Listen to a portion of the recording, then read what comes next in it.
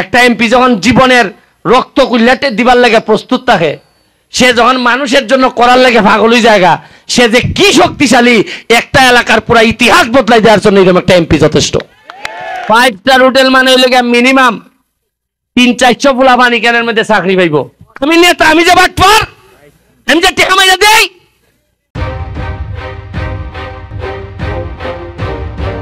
অনেক কর্ম খারাপ আছে, আমরা বহু বালা বালা মানুষ এই দেশ থেকে বিদায় দিছি। তবে আমি এখন চেষ্টা করে যেতেছি ডেইলি আমার বিভিন্ন লোকের সাথে দেখা হয়। 5 স্টার হোটেল সোনারঘাট হইব, সোনারঘাট মাধবপুরের মধ্যখানে একটা 5 স্টার হোটেল হইব, ওই যে গ্রান্ড সুলতানের মতো। হাততালি দেও না করে। 5 স্টার হোটেল মানে হইলে মিনিমাম 300-400 পোলা পানি ক্যানের মধ্যে চাকরি পাইব।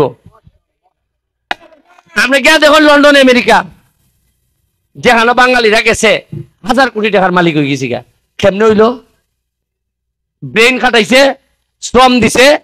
আর বাংলাদেশে থাকলে পারে না বাটপার যে আমি নেতা, আমি যে বাটপার, আমি যে টাকা মাইরা দেই, আমি যে চুরি করি, আমার লোক থাকবো কেমন এই দেশ?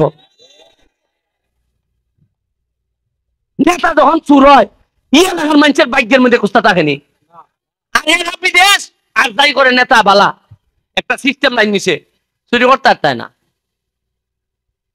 আর আমি যে খালি চুরগলের কিছু আলকা বাড়ি দিছি, তেলিয়াবাড়ার থেকে চাঁদপুর পর্যন্ত পুরা পর্যটন, ওই যে কক্সবাজার মানুষে যায় না নি, এইভাবে পর্যটন হইব অন্তত মিনিমাম 1 থেকে 2000 চা বাগানের শ্রমিক এবং বাঙালি মিলিয়া আমরা টেকা রুজির ব্যবস্থা করতেছি। বাইরে থেকে মানুষ আইলে তুই টেকা রুজি বইতো না নি। আর একবারে খালি যায়নি কেউ।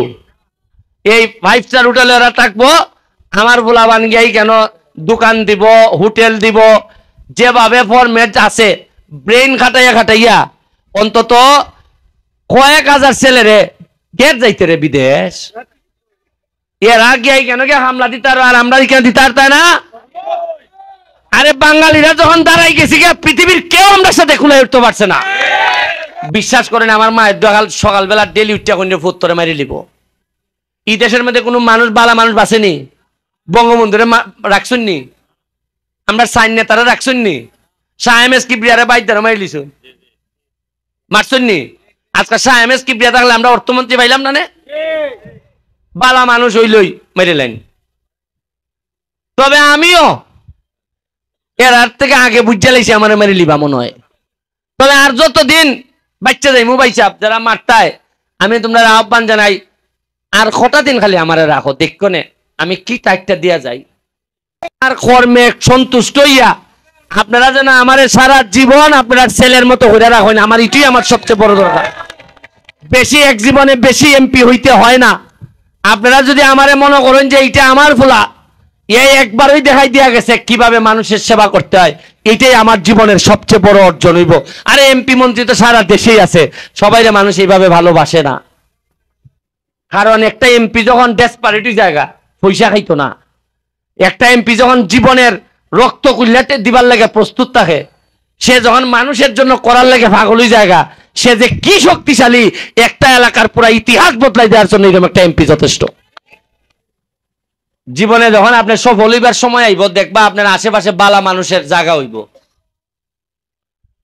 আজকে এমপি হিসাবে হয়তো আল্লাহ আমার সফল বানাইবার লেগে মালিক ভাইয়ের মতো একটা লোক আমার নসিব দিয়া দিছেন।